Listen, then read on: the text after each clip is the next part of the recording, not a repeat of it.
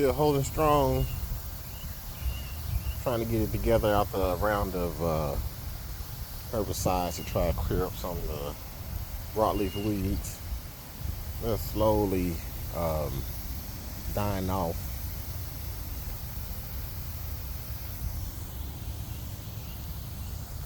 Trying to get it a nice deep dark green.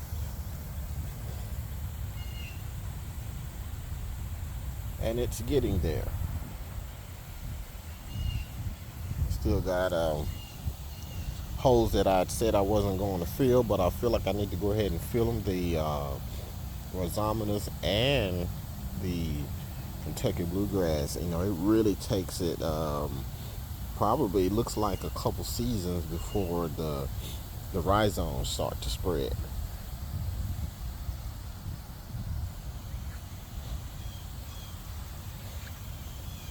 So maybe with this, next year or something, I get more spreading.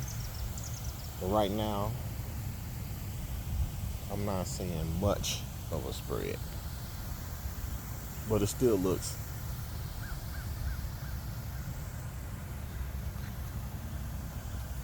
good though, especially when you look at it from a distance.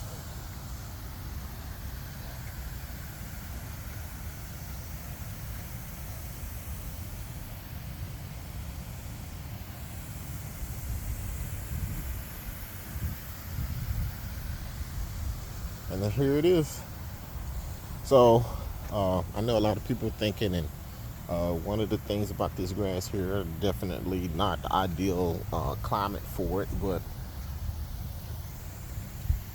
when you think about the months when this grass is thriving versus the month when the warm season grasses are not thriving in my area, it's this grass lasts longer.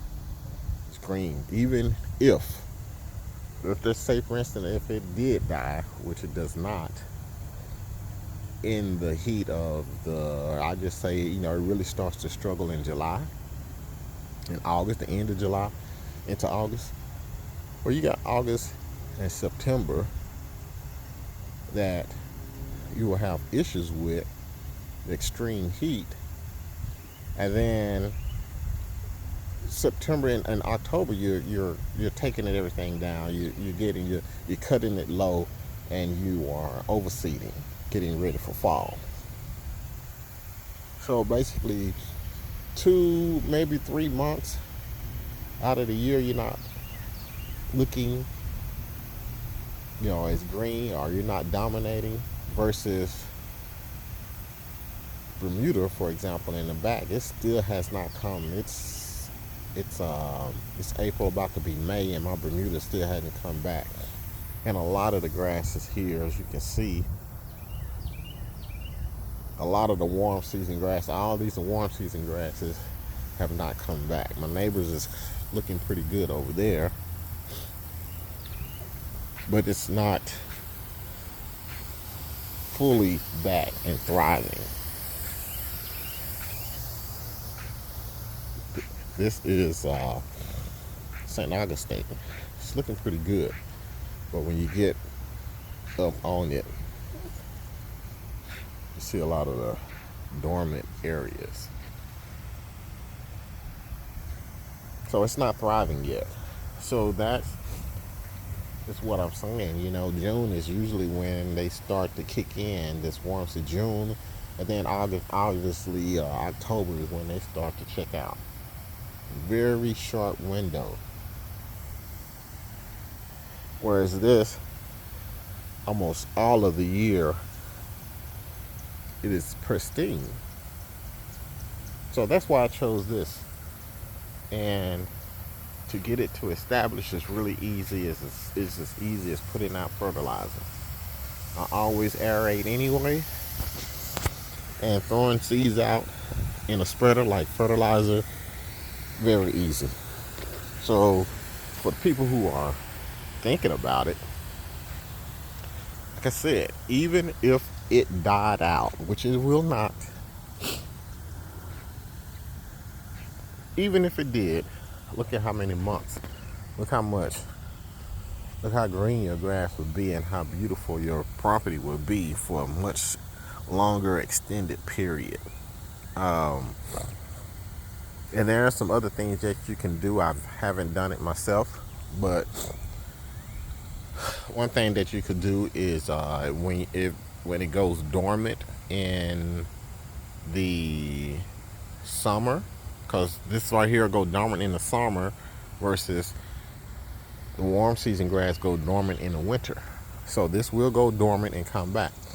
You could use the paint, which I've never done. I've never done that, but if looking green consistently 24/7 all the time, that's an option for you.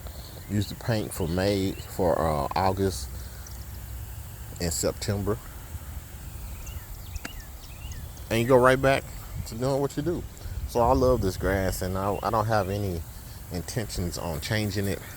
What I will say is, back in my field here, I'm going to leave Bermuda there. I'm going to the field all the way back. I'm just going to go ahead and keep my pre-emergence on there, keep my broadleaf and grassy weed killers going out there, and keep that all Bermuda, because I would like to have a break during the winter months. It'd be great not to have to cut all that back there.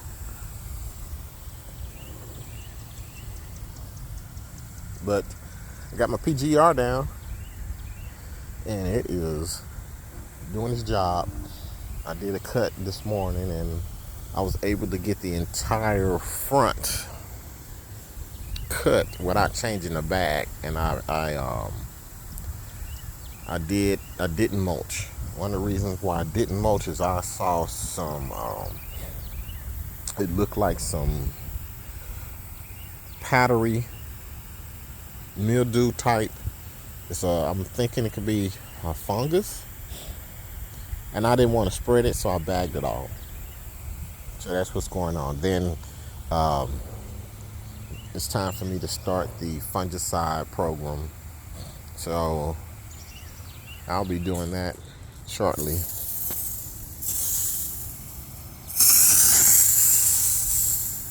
Right now I got my grass watering. Anyway, quick update on the turf type tall fescue and Kentucky bluegrass mixture in North Texas.